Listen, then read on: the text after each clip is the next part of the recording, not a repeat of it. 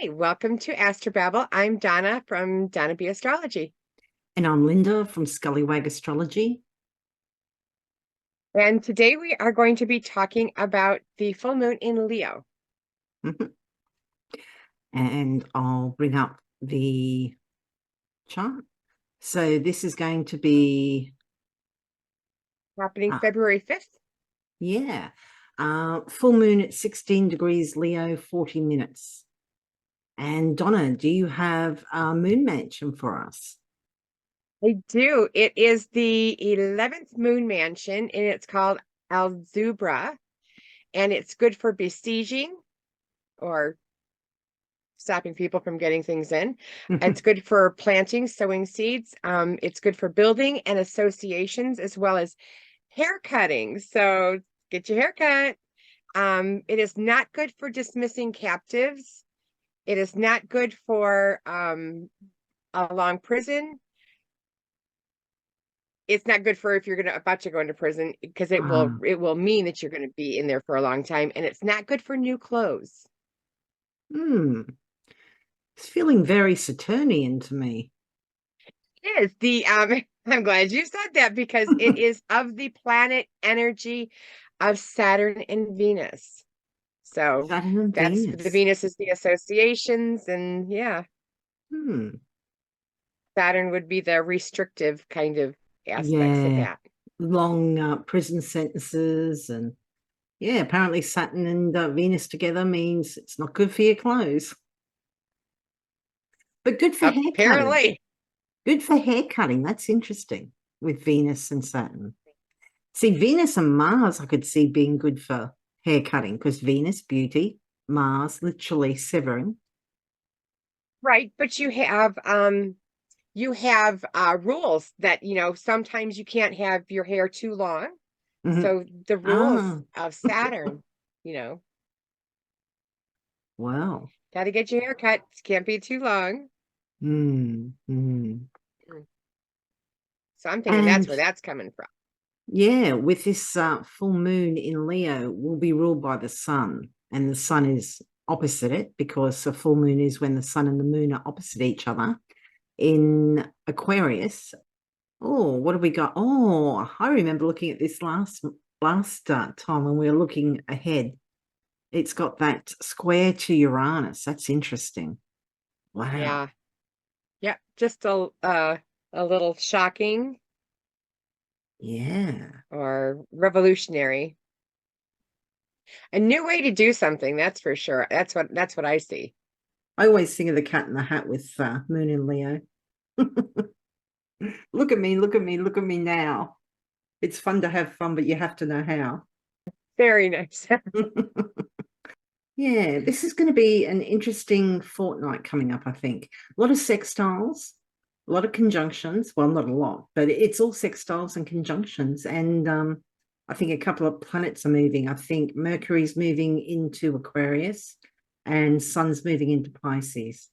Yeah, the planets that are going to be in the spotlight for this fortnight is going to be Mercury and Venus. They are moving and conjuncting and aspecting.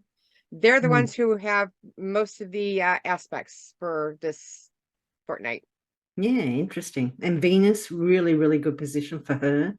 She's exalted in Pisces at the moment, so that's nice. She's going to be Wow. doing a lot. Yeah. Or shall we have a look at the horoscopes for all of them? That sounds great. And these are horoscopes and that you should be looking at on your rising sign.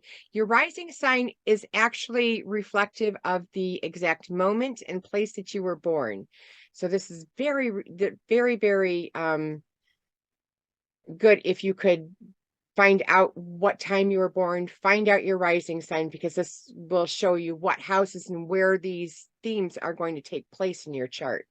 Yeah. Yeah, we're giving an overview of what the planetary energy is for everyone.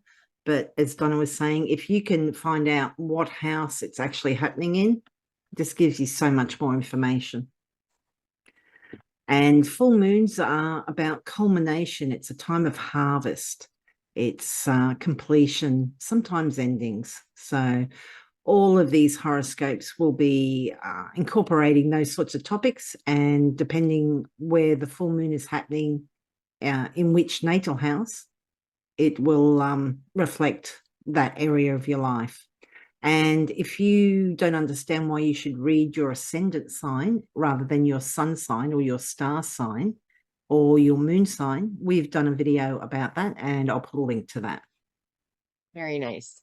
So if you are a Leo, this is going to happen in your first house. And full moons are all about everything is coming together for you. Whether you've started a project a couple of weeks ago, this is the time for you to be gathering that stuff for yourself. And this is going to happen in your first house.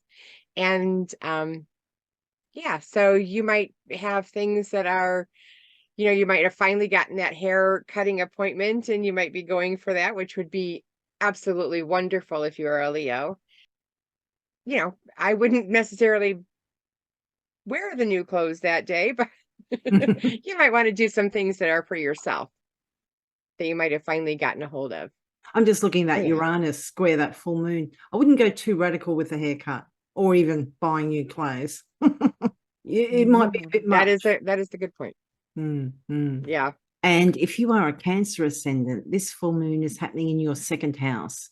And the second house is your house of your income, your personal finances, and your resources, what supports you.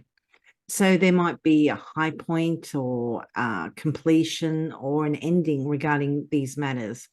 So maybe you've been working towards getting a raise and it's approved at this time, or maybe you've been working hard because you want to buy this resource that will be helpful to you, and maybe this is a time where you acquire it.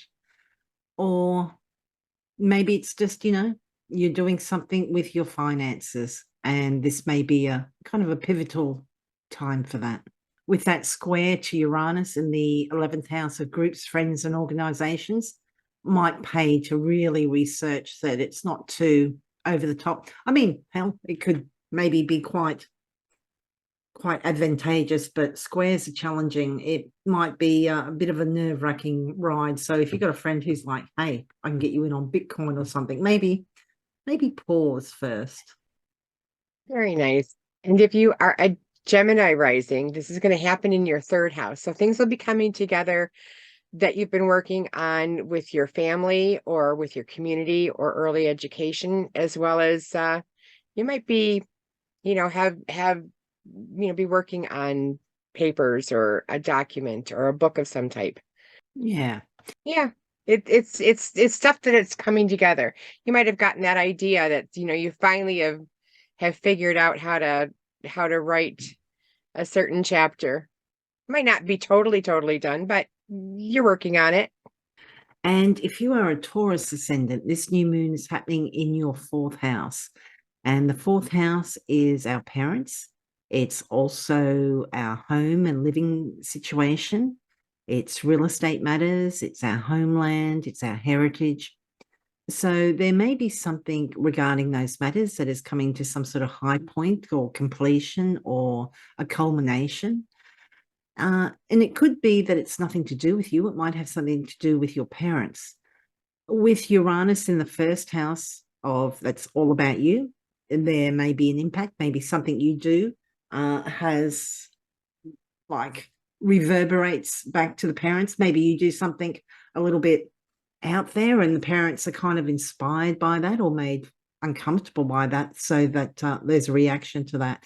Maybe it's just with this Uranus square, this full moon, I think it's going to be quite a bumpy ride. It certainly could manifest that way. Especially with the North Node right there. I mean, it's not super close, but it's close enough. Yeah, I know exactly what you mean. It's kind of like touching distance. I'm not touching you. Yeah, I can see that. As two sisters would say in the back of the car. Yeah. And if you are an Aries, speaking of kids, And this is going to happen in your fifth house. So the full moon is these are going to be things that are coming together in your place of children, in your place of creativity. And it has that little bit of restriction to it. So with that square to Uranus, all I'm I gotta say, with the full moon in your fifth house and you got Uranus in that second house, I'm just seeing kids wanting money for some reason if you are an Aries rising, or this could unexpectedly need some funds to Yeah, get something accomplished. yeah. More So than usual. think about an think about an unexpected occurrence that might so if you're an Aries rising, um Yeah. be have an ear of what the kids might be needing, or as well as your own art projects. You might go, Mm. you know what, I want to do something in, I want to make something in copper, or I something that, and then you might invest in a hobby. Yeah. Very nice. You might get those paints or whatever that you're looking for. Oh, yeah. Some of those things can be expensive too. And Yeah. if you are a Pisces ascendant, this full moon is happening in your sixth house. And the sixth house is associated with illness. It's also pets and those that work for us, all those that we work with, can be daily routines as well. So maybe there's a high point or an ending regarding one of these matters. If it's a health matter, maybe it's coming to some sort of completion. Maybe depending on what illness we're talking about, you may have actually kind of had the peak of the illness and now you're kind of recovering, or, maybe it's disappeared, or, you've finalized treatment for whatever was needed, whether that's, radiation or just a course of antibiotics. Could be something to do with a pet, maybe graduating. With that Uranus in the third, you could experience matters to do with what I've just mentioned. So pets, illness, employees, those that you work with, might also be mingled somehow with unexpected events to do with your local neighborhood, siblings, cousins, extended family, communications, transportation. Yeah. So there might be something a little bit unusual there that just has a reverberation between those two topics. I was looking at that aspect. If you're a Pisces rising too, you could easily find a pet in your community. A stray Unexpectedly. might unexpectedly wander onto your porch and have those puppy dog eyes. You might be adopted by an animal. Very well might be. I'm looking too at that Sun and Saturn in the 12th house of our undoing. With Sun will move pretty quickly within about 15 days or something to move into your first house. But Saturn is also going to move on. I'm not sure exactly when Saturn moves. It's not for a little while yet. March, maybe? Can't remember. Yeah, I think so. March. So, maybe if there have been issues, particularly if you're a night chart, because Saturn tends to be more troubling for night chart people, maybe there's been a high point, or in this case, maybe even a rock bottom.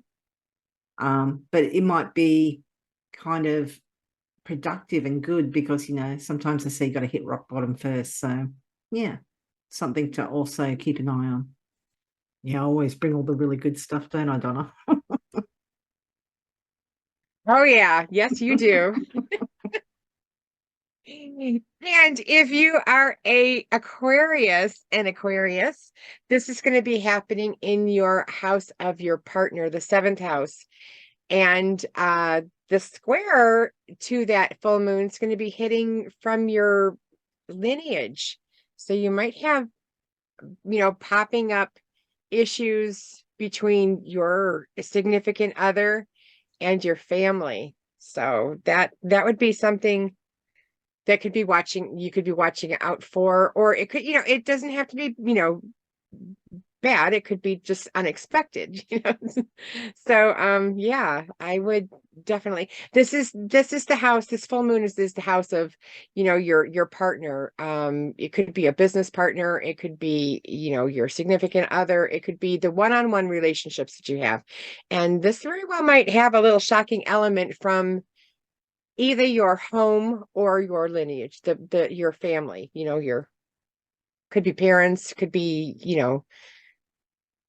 the other family that's, farther back.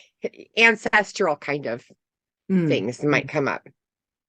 Yeah, I was just looking at that and thinking too, like, if one of you's, the lease is up on where you're, unexpectedly kind of like, nope, the landlord wants to kick you out or something, that might kind of, Right. well, we're going to move in together in a year's time, but why not do it now, sort of thing, or something similar. I could see something like that happening. So could be an interesting Yeah.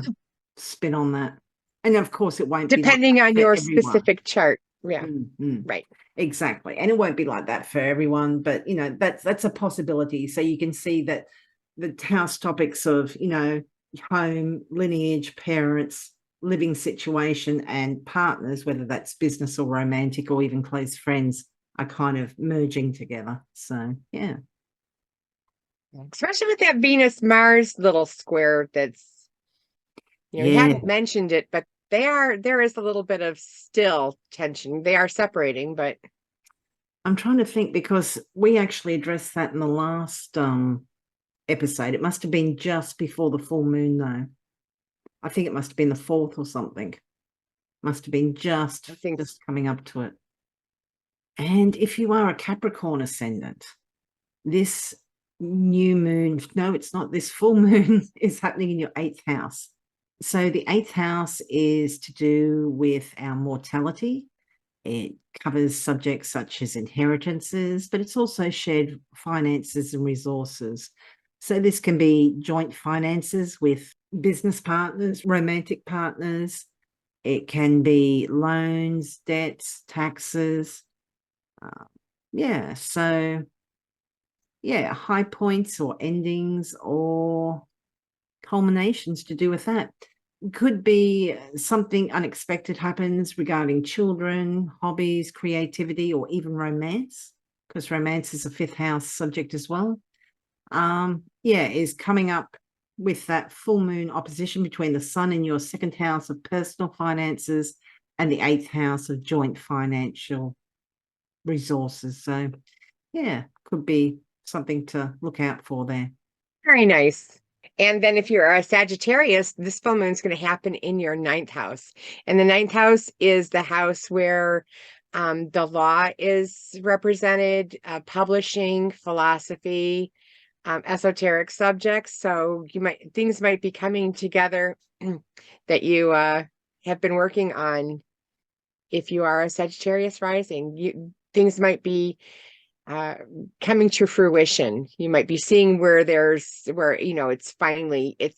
finally are reaching the end, and grabbing the end of the light. Yeah. Nice. Very nice. And for a Sag, that's yeah, it's a nice house for Sag, isn't it? Yes. And if you are a Scorpio ascendant, this full moon is happening in your 10th house. And the 10th house is often associated with career, but it's also public reputation. It includes things like honors and rewards, but also infamy. So with a full moon, very, very bright. 10th house is one of the most visible houses. So you're having the light shone on you for whatever reason at this time. Doesn't have to be a huge presentation at work, but that's something that could happen. It could be you're getting married, you're having a baby. For whatever reason, you're garnering more attention at this time. But if you're misbehaving, yeah, you should also kind of watch out too, particularly with that square to Uranus in the 7th house of partners, but also really, really close friends. Yeah, just, yeah, there's surprise elements there. Doesn't necessarily mean that they're going to be horrible, but they might be a little bit challenging or a little bit unexpected, which the surprises are. But but yeah, if you are kind of misbehaving, and our Scorpios wouldn't possibly be misbehaving, but if they were, just be aware.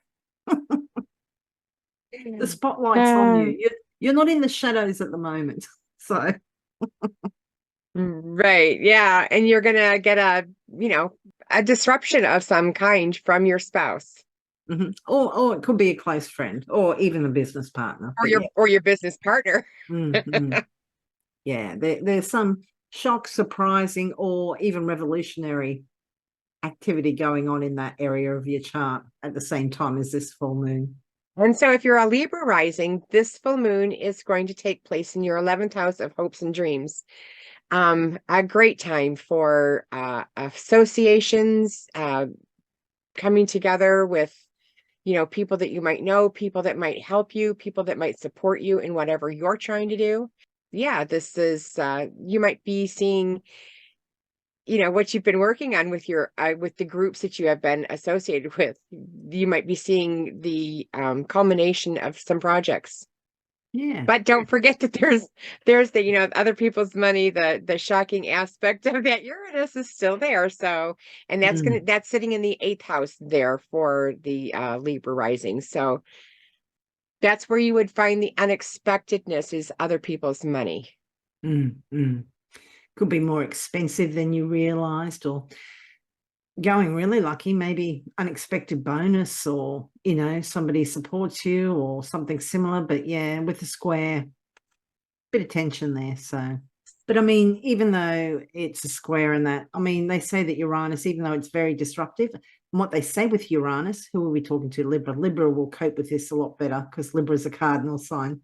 But with Uranus, it's like change is going to happen, so you may as well roll with it. It's going to be so much more, it's going to be a lot easier on you if you change, or change will be thrust upon you. That's what I think with Uranus, but it can often bring freedom, a lot of people say. So yeah.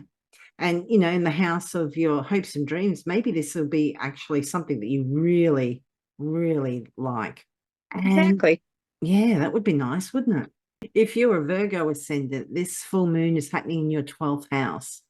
The 12th house is a little bit challenging. It is the house of our undoing. So this is often associated with things like self-defeating habits, addictions, escapism. It's places of confinement like prisons, hospitals, institutions. Donna said once military academy or something like that, which I thought was a really interesting concept.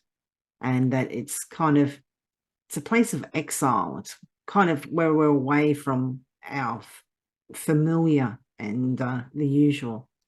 So yeah, there could be high points or culminations to do with that, or there could be endings. So perhaps if you have been in hospital or prison or secluded, maybe you've gone into seclusion, whether that's self-imposed so you can work on something behind the scenes, or whether you went to a retreat or something similar, that might actually be coming to a high point and ending at that time. With Very nice. the Uranus in the 9th, it'd be interesting. I could particularly see, like, if you're gone into some sort of retreat and then you got that Uranus, which amongst in the 9th house, amongst other things, esoteric subjects, maybe go away and meditate and do all that sort of stuff, or even literally be in a place of exile because you've been overseas or something, but maybe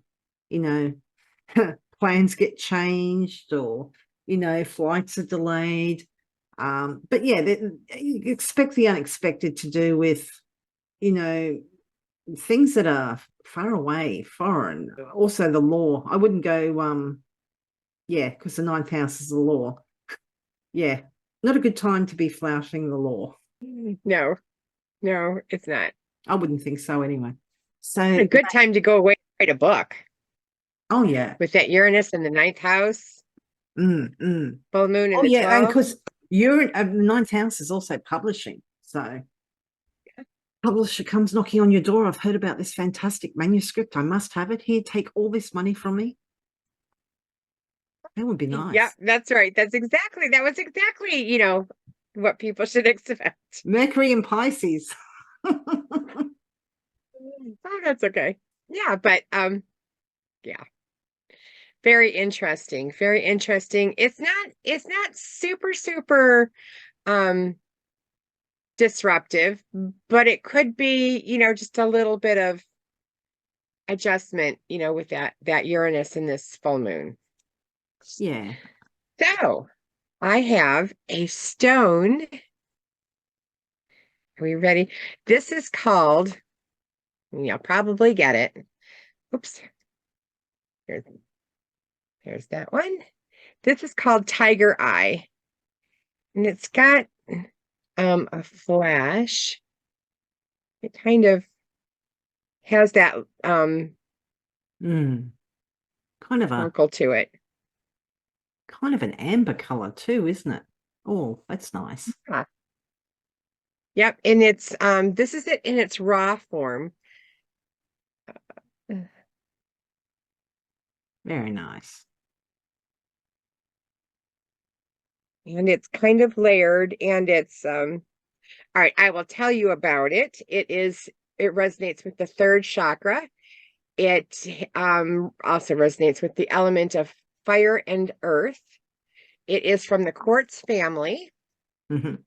It has a hexagonal crystal system with a Mohs hardness of 7. So it's you usually find this in jewelry a lot.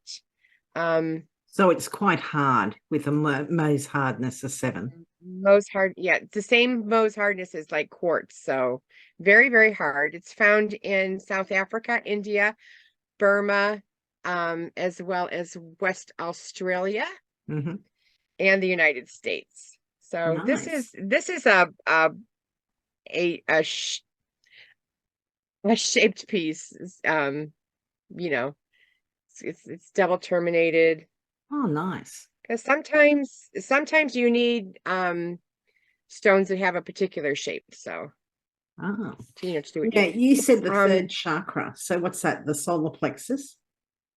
No, the solar plexus. Yeah, oh, for it is. solar. Yeah, so yeah, it gives you that energy. It gives you that protection. It gives you that clarity. It gives you that sharpness. A lot like a tiger that would some like the hunting. That you need the sharp presentness, in your surroundings to react the way you need to. And this stone gives that to you, or helps you. Oh, so like being alert and quick reactions, that sort of thing. Nice. Yes. Alert, kind of know what's the right path to do, where's the right, what do you, where do you place your foot, when you Good step. instincts. It's like, yeah. I think it's more instinctual. I like that. Good instincts. I do too. It's always been it was one of my favorite stones. I have it in jewelry, and I've had it since I was literally a kid. So I've always had tiger eye. Does it kind of increase energy? I always had pyrite too. Sorry, what? Does it increase energy? Like, does it kind of energize you? Yeah, it's that solar plexus. So that's where you get your life force, is your solar plexus. It's it comes right from here, right from you're right above your waist, so that's where your third chakra is, and that's where it does the best work. Nice. It's a very solar stone. Very nice. Yeah. That's the tiger eye. It's called the tiger eye. And I will have an article written. I have to retake my pictures. I had it all done, but this was my grandmother had picked this stone up. So I was very happy to have her stone collection. Oh, I like that. My grandmother is a rock collector. You know where this full moon is falling for you. No. Yeah. It's your fourth house Oh, wow. of generations ancestry. I like Well, then that. that would make sense that Mm, when I wanted to get, because I mm. thought I had seen it when I saw the rock collection beforehand, because I had just recently, gotten the collection. So yeah, I'm glad I found it. So maybe Donna, that's it. Donna was extremely excited when she got on the video today before we started recording. She's like, "Oh my God, I got this." Da, da, da, da, da. So yeah, up to all that energy. And I really like that synchronicity. It's fitting in with the fourth house because you're a Taurus ascendant. So nice. It just occurred to me. Very nice. Makes sense. Astrology works. Well, It yeah. really does. And I mean, but we're not even at the full moon yet. We're just talking about it. But I Yeah. think it works too. Do you know what I mean? It's like you almost invoke it. Well, if there is, you can get philosophical, and if energy can't be created or destroyed, it just is. Mhm. Then you would also, you can go on to, those other topics um, of, is there time? Is there, where is time? Is time really linear? So yeah, with energy, it's amazing. I mean, that's how the distance energy works when I do energy healing. Um, Ah. for people that are not in my Mhm. vicinity, there is no barriers with time and energy and space. Mm. So yeah, you can. I think it will be proven that those kinds of things can be bent just a bit. No, that's very cool. I was just thinking I should be invoking, Jupiter and Pluto for lots of money, but there you go. Well, See, yeah. see, Pluto's getting ready to move into my second house. I'm jumping the gun. See, now I'm going to go out and buy a lottery ticket today because I have Venus right on top of Jupiter, which is right on top of Fomalhaut. See, Oh, Venus is on top of my natal Jupiter, which is on top of Fomalhaut. well, if you win lotto, you still got to So come here and do this. I'm not going anywhere, but I will send you the money to come visit me. I'm not a traveler. Okay, fair enough. I'll allow it. Okay. Anyway, So, getting aspect back to the aspects. Yeah, this is going to be a relatively quick. easy month to go through. The planets that are causing the aspects are going to be Venus and Mercury. They're relatively harmless. They do make aspects to some of the more difficult planets, but I think more interesting than either work or the hard work, or that Challenging I want to tension. say Marsy. Yeah, Yeah, tension. yeah. Yeah. Yeah, sextiles are usually It shouldn't be helpful. too aggressive. Mm, And mm. here Mars is sitting there in the first house. Well, yeah, just for our Gemini ascendant, so but yeah. For the Gemini ascendant. And the Geminis are cursing us. You can handle it, Gemini. Hmm. They're used to it. Okay. They should be used to Mars in their Oh. first house When for when a does Mars while. move into Cancer? I think the 25th of March. So not much longer. You'll get Mars out of there, but then it goes into your second Gemini. So I'm sorry, but it's going to cost you money. Just gets more expensive, doesn't it, Donna? Yes, it does. But it's not going to be in there for 6 months like it was for No. me. So Well, that's true. Well, our moving first on. aspect is going to be Mercury sextile Neptune, and that's going to be on the 6th of February. So this is great for intuitive hunches. It's great for imaginative, creative. Yeah. Mercury, thinking, communications, learning. Neptune is that dreamy, can be quite spiritual or idealistic. Yeah, romantic, creative. So it's just kind of very foggy, kind of blurry, kind of, yeah. It's a sextile, so this should be positive. It should help those energies work well together. We seem to find with the outers, though, sometimes it just allows, the outer planet to cause havoc. So in that case, in very, very small cases, maybe this might manifest as somebody kind of pulling the wool over your eyes. But if that was the case, I would think that it's like you almost wanted to be fooled. Hopefully it won't be like that. And I mean, Mercury is in the superior position. It does come earlier in zodiacal order, so it does have a little bit more oomph to it, a little bit more say here. So I think this is just going to be a great time for daydreaming, not a really good time for strict numbers work, unless you're a creative accountant.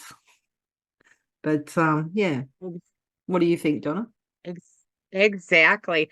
I love, love, love, underline, love this aspect. It gives you strong intuition, as well as your imagination can really pop, especially with the Mercury and Neptune. It allows you to just get into that free-flowing thinking. It's a day to daydream. It's a day to follow your intuition. Yeah. Your intuition will be really, really perked up on that day. So make sure you're listening to your gut on February 6th. Yeah. And then on the 8th, we have Venus sextile Uranus. So this is interesting. Ooh. Yeah, I like it. It's unusual social circumstances you might find yourself into.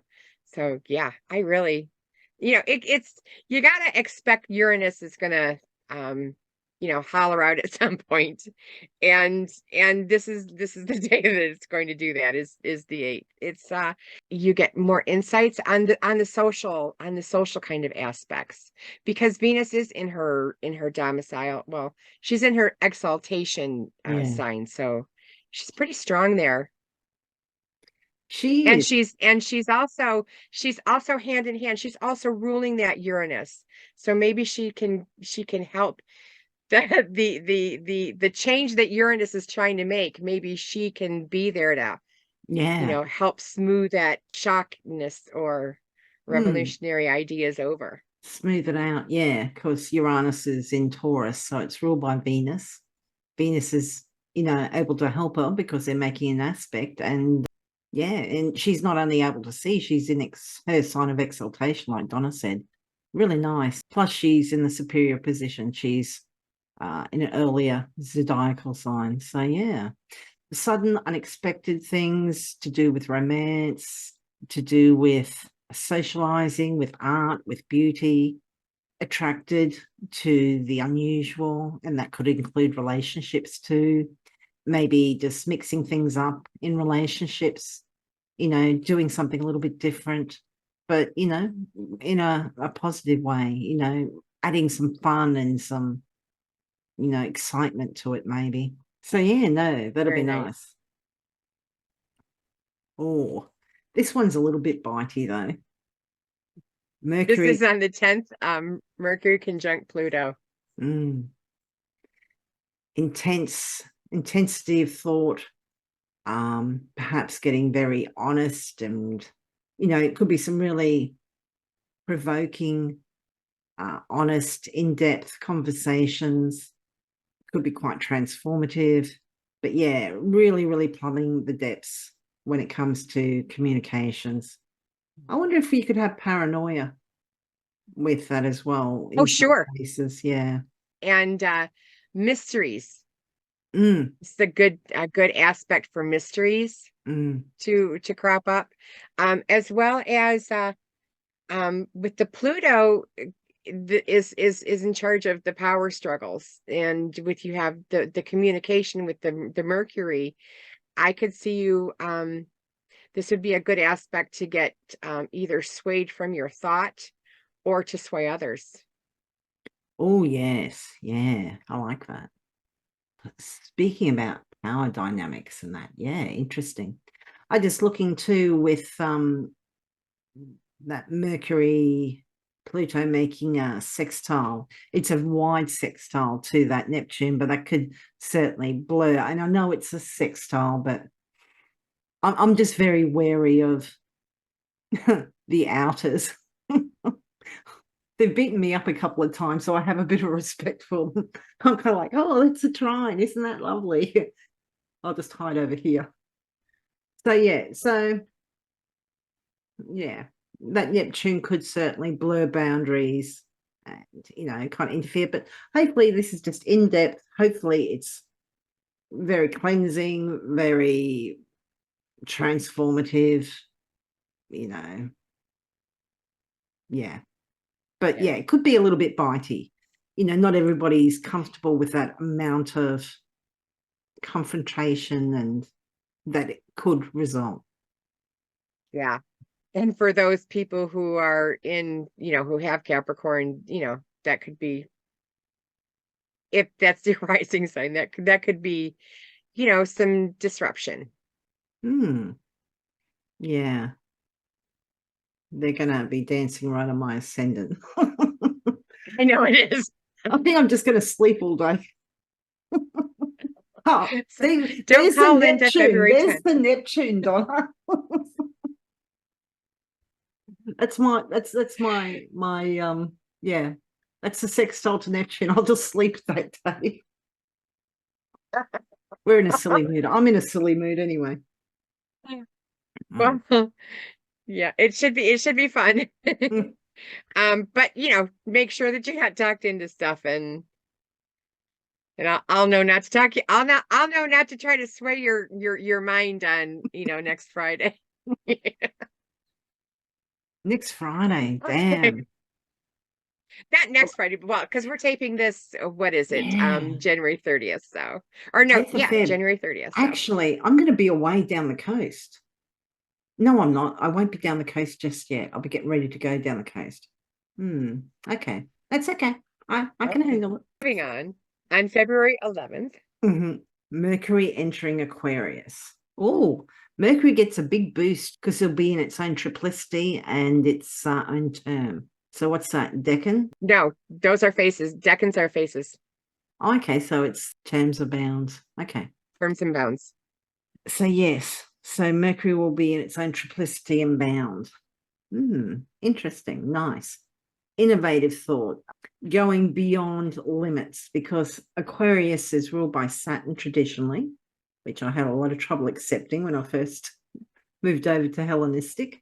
But I can see, even though, because Saturn used to be the outer limits, that's as far as they could see. That was the last planet. And Saturn rules Capricorn, but also Aquarius. But Aquarius goes beyond those limits. So innovative thinking, thinking outside the box, quite strong here. So it should be useful. And wherever Aquarius is in your natal chart, there may be more communications, more thinking, perhaps more learning to do with topics of that natal house. Oh, I like that. I like that very much. I will definitely be looking forward to February 11th when Mercury goes into Aquarius. And it's the thinking and communications with what's good for everyone. It's more of the bigger picture. What's the thing to do for humanity at large? Yeah. So yeah. Hopefully we will get the technology that is good for the humanity at large on that day. It would be nice. And just after Valentine's Day, but this will be felt at Valentine's Day, depending where you are. We have Venus conjunct Neptune, which can be quite wildly romantic. Because you got Venus, the planet associated with love and relationships and affections and beauty and art and making connections and harmony and all those lovely things, with Neptune, who can be dreamy and romantic. And yeah, I think there could be a really nice Valentine's Day for a lot of people. It could certainly be a very dreamy type of Valentine's Day if you're in a position where, that's where that can happen. It can also be not clear love as well. I'm seeing that moon opposing the Mars, and that's what's got me snapped Leading up. up to it. Yeah. Yeah, Yeah. I just leading it, yeah, but it could be very dreamy, it could be very romantic, very ethereal Hmm. type of love, the wispy curtains, the breeze in the meadow, the Rose-colored very glasses. dreamy type of, yeah, the Yeah. rose-colored glasses. But yeah, That's what I was getting at. when you have two planets, when we talk about a conjunction, we're talking about two planets that appear to be right next to each other. So we talk about the blending of the energy, and those are the better qualities that this might manifest as. Unfortunately, Neptune can also be associated with delusion or even deception. So enjoy it, but Take it don't with a grain of salt. don't bank the house on it. you know you've got to come down to earth soon enough, but it's good to daydream, and it's nice to have some romance. So Absolutely. And right around Valentine's Day, of course. yeah, nice, really nice time for it. And then the next aspect that we are going to have is going to fall on the 16th, and that is going to be the sun is going to conjunct Saturn. And this is that struggle. I think this is going to cause a struggle between, what you hold responsible and what you want for yourself. I'm seeing struggle.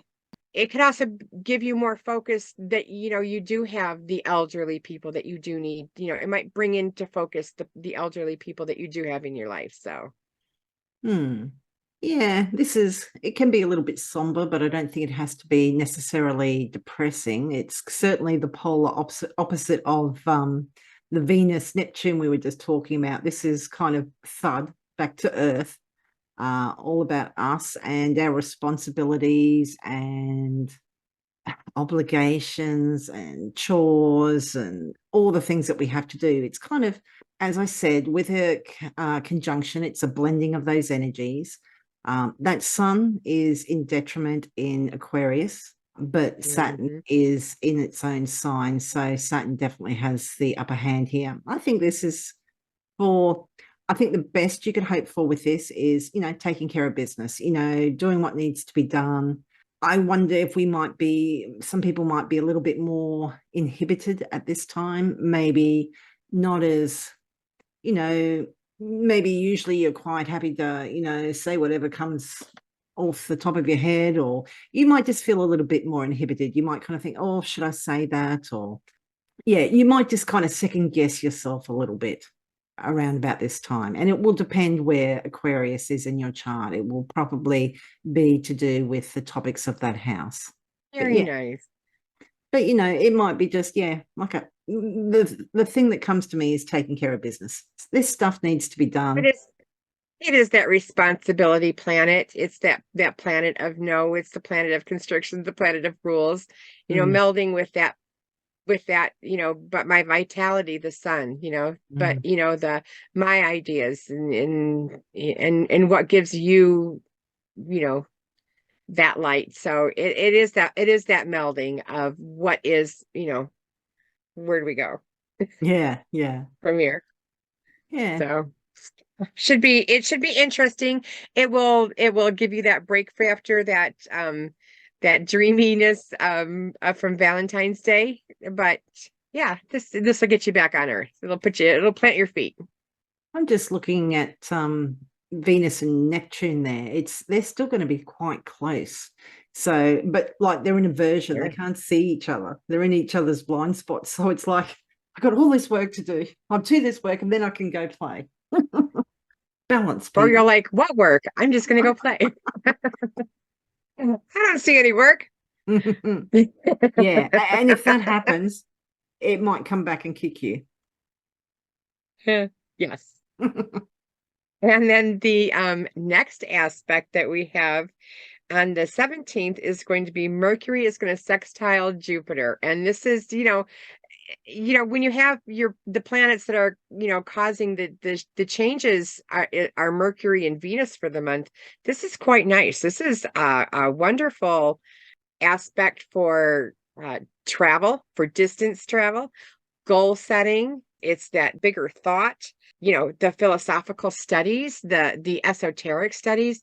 When you have Jupiter that, wants to expand those things, and, Mercury, that thought, you're expanding your thinking, you're expanding, so expanding your thinking would naturally go out to beyond, just what's for dinner. It's like, well, how will we be eating in a month from now? Will we be, what things do we need to prepare? You can do those long range things. This is a great aspect for all of that. That bigger thinking that. Yeah, I agree. Yeah. Big ideas. Sometimes, like if you got Mercury and Jupiter like square, it can be a little bit too pie in the sky. This might also be a little bit pie in the sky, but not in a negative sense. It might be just like dreaming big. Might not be possible now, but you got to have dreams, you got to have goals. And this is a great time for that. You're feeling optimistic. That Mercury's in free thinking Aquarius. It's innovative. It's switched on to what's new and exciting and innovative. Jupiter wants to expand. It's in Aries, which wants to take action. Yeah, this could be a really fun time. I see this very, very exciting, kind of really revved up. I like it. The sun moving into Pisces. Well, this will be different. The sun's getting closer to its own domicile, which, I don't think that the sun was very happy in Aquarius, but No, it's in detriment. It was but in detriment. it is moving on. It's into a new sign, which obviously we need to journal, because if you are a Pisces, this is gonna impact you more, because the sun is moving into your own rising sign. Yeah, So first house. Yeah. Happy Pisces season to all our Pisces. And you can include that for the Pisces sun, not just the Pisces ascendant. Even though I'm a Capricorn ascendant, I don't think of myself as a Capricorn. I'm an Aries. So happy Pisces seasons for all the Pisces suns and whoever else wants to identify as a Pisces. But yeah, wherever Pisces is in your natal chart, the sun's shining in that area of your life, bringing light and illumination and focus for the next month. We'll be joining Neptune, and Venus is going to move out of there pretty quickly. So they're only going to be co-present there for a short time. But yeah, wherever Pisces is, that's where the sun is. That's where the focus is going to be for the next month. And Pisces is the natural house, the natural 12th house. So you might want to be thinking of things that are ending, because, Aries is coming up, and, we're going to be thinking about moving outside if we're in the northern climate. So this is a great time to start those Piscean projects of planting your seeds inside, even. It's just that it's that Pisces season. It's you're getting rid of one. It's the ending of a season for everyone, and Pisces is known for the endings and the time for a change. That's what Pisces is known for. Yeah. So this is, if you've been feeling stuck, feeling in a doldrum, that February 18th, definitely journal, because this very well might be changing, giving you an opportunity to close those things out, that to bring those new things in that you're going to want to do for Aries season. Yeah. And for our Pisces ascendant people, you might get a real boost of energy, because that sun's just come out of your 12th house, and that 12th house can be a little bit draining, and particularly with the sun, when the sun's our vitality. So you might get kind of like around about the 18th, you might start to feel that boost of like, yeah, plus it's party season for you. So that's always nice. Very nice. Well, not necessarily for all. And Venus is in the same sign. Yeah, only for a little while though. She'll move quickly. I know, but it's a nice welcome. My Capricorn ascendant, only for a short while. I know, and my motherly instinct, yeah, but it's nice to welcome a hug to upon entry. Okay, dokie. Oh, and then the last one, Venus sextile Pluto on the 19th. Oh, that must be the day of the new moon too. So we're going to have a new The moon. new moon falls on the 20th here. Oh, okay. This must be really late. Oh, yeah, this is just before midnight.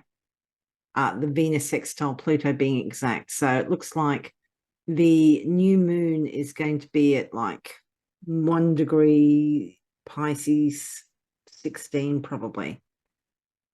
So this Venus sextile Pluto is going to be a big part of that new moon, which is interesting. We can have a look at that. Very, yeah. So Venus sextile And Pluto. Pisces, yeah. Venus sextile Pluto, intensity. And Pluto is in the dominant or the superior position. Venus is still is still exalted though, but she's just about to leave Pisces, go into Aries, where she's going to be in detriment. One of the more friendly, although it is considered a nice aspect, the sextile. It just means that it's easier to flow. And it should be nicer things, but this will give you the depths of like where your social standings are, where your your groups that you are involved with, how deep do those friendships actually go? This might be a day where that comes to light. Yeah. And just look at all that Pisces energy. We're going to have the new moon, we're going to have Neptune, we're going to have Venus all in Pisces, which is all kind of can be a little bit airy-fairy. We're going to have Pluto sextiling it. Yeah, intense relationships, in depth, deep and meaningful discussions, transformation. Yeah, hopefully positive. And I mean, Venus is moving pretty quickly at this time. She's moving at 154.7%. She's going to, she's got a while to go before she actually retrogrades later in the year. I don't think that's until August or sometime. So May, is it I May? thought. Oh, okay. Could be when the shadow period starts, but it's going Ah, to be in when Venus gets into Leo, so that's yeah, yeah. that. Yeah, she is flying though right now. She is just going so fast. It's amazing. We'll be able to even detect that Venus is in the air. She's going to be going so fast. Yeah. And she's going to be an evening star at this time because she sets after the sun. Actually, that should be really nice because the moon won't be moon's going to be dark, so she's going to be really nice and bright. Yeah. Yeah. Very nice. Yeah.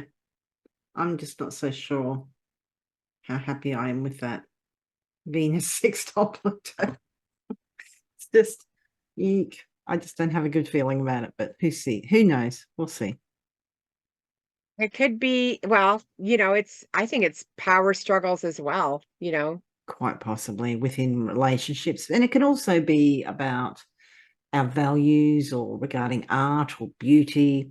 Maybe this could be, going somewhere and being incredibly moved by art or, something to do with your values that's incredibly transformative but yeah. But new moon, new Yeah. beginnings. Yeah. But yeah, And we're back to another fortnight. we will be.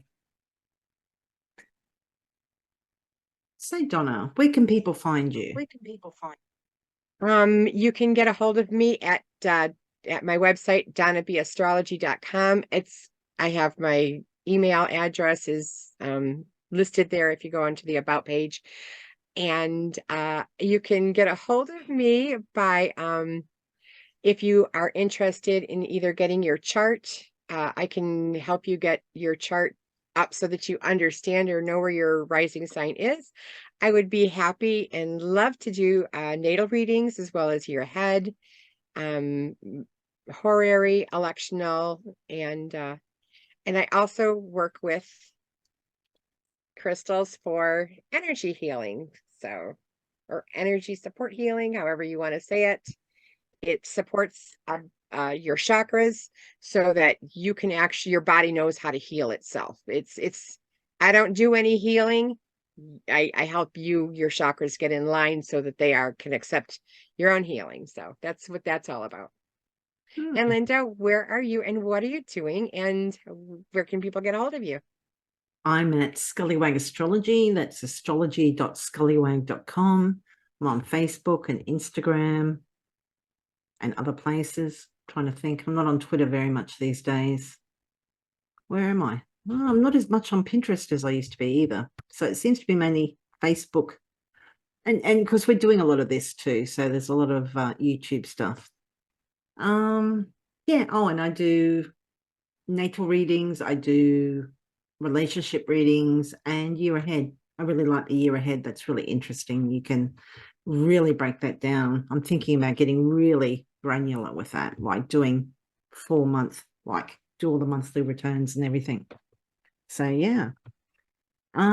Yes, so thank you everybody for watching. We really enjoy your comments. So if you've kind of listening to this and go, oh, that happened or this happened, we'd love to hear about it. And yeah, please like or share or yeah. I hope the You are doing full moon's an good for you. excellent job at all this. Oh, well, thank you. You're doing an excellent job at all this videotaping and getting it all behind the scenes. Lynda takes care of all that. So you're a very interesting lady. Thank you. Yeah, I'm still needing to finish up. I've got 4 more of the end of 2023 start again. 4 more of the 2023 zodiacs, and I'm sorry, but I've been very busy. So yeah, well, I've been having fun too. That So time here. okay, thank you everyone. Ciao. Bye.